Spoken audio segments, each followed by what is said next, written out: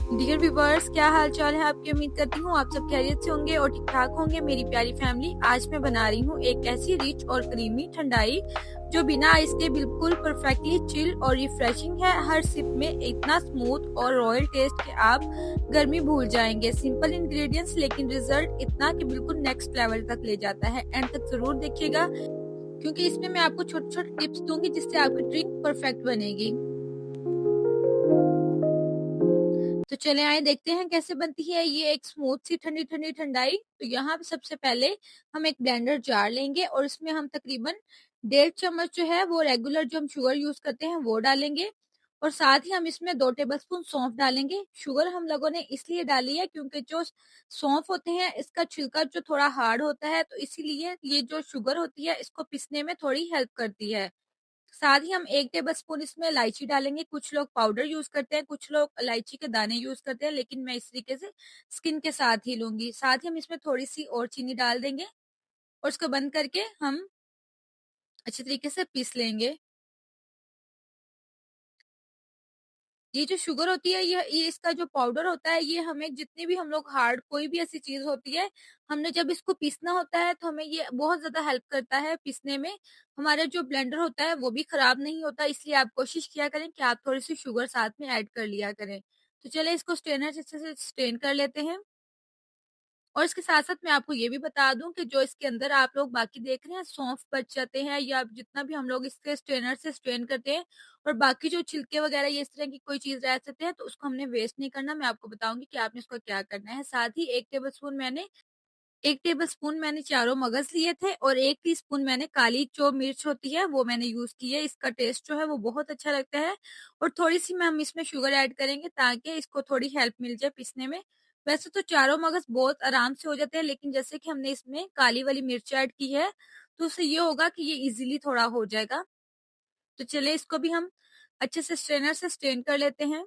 अच्छा, अगर आपका स्ट्रेनर थोड़ा मोटे वाला है तो आप इसको इस तरीके से ये कर सकते हैं कि आप इसको दोबारा से स्ट्रेन कर सकते हैं।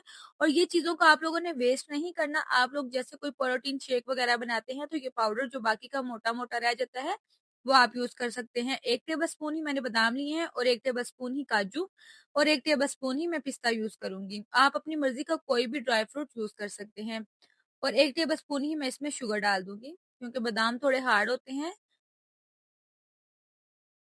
तो चलिए हम इसको पीसना शुरू करते हैं।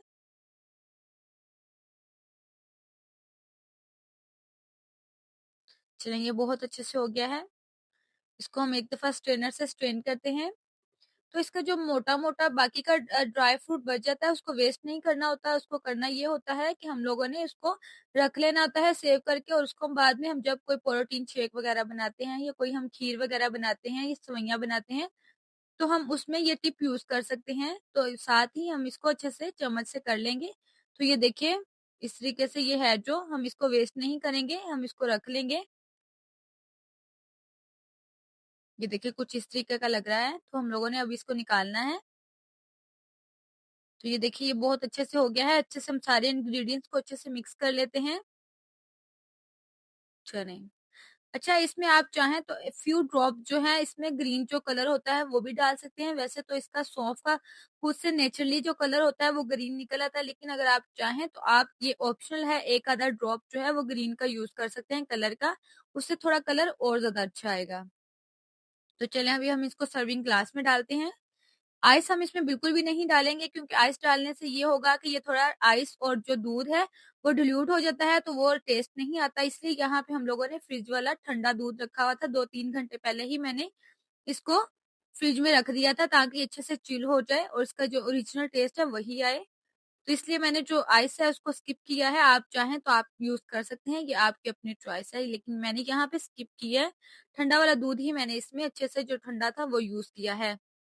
बस तैयार होगी, रेडी होगी हमारी स्मूथ और चिल ठंडाई। अगर आपको ये रेसिपी पसंद आई हो तो लाइक ज़रूर करें और शेयर करें।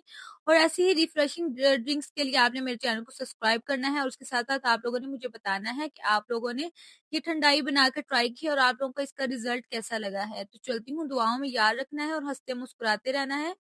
फिर इंशाल्लाह लोड कराएँगे एक अच्छी-सी रेसिपी के साथ और उसके साथ-साथ आप लोगों ने मुझे इसका फीडबैक देना है क्योंकि मोस्टली लोग गर्मियों में सरदाई बनाते हैं, तो इसलिए उनका ये होता है कि वो रात को भिगो के रखते हैं, उसका वो रिज़ल्ट नहीं आता।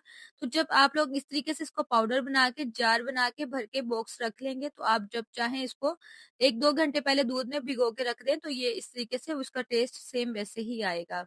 जैसे कि हम सरदाई बनाते हैं तो उसका टेस्ट आता है, तो चलिए आप भी जल्दी अब से अपने किचन में जाएँ, अपने फ्रेंड्स के साथ, अपनी फैमिली के साथ इसको ज़रूर शेयर करें और उसका फीडबैक भी मुझे आप लोगों ने लाज़मी बताना है। तो चलती हूँ, दुआओं में याद रखना है और हँसते-मुस्कुराते रहना है, फिर इंशाल्लाह लौट कर आएँगे एक अच्छी-सी नेक्स्ट रेसिपी के साथ, तब तक के लिए अल्लाह हाफ़िज़।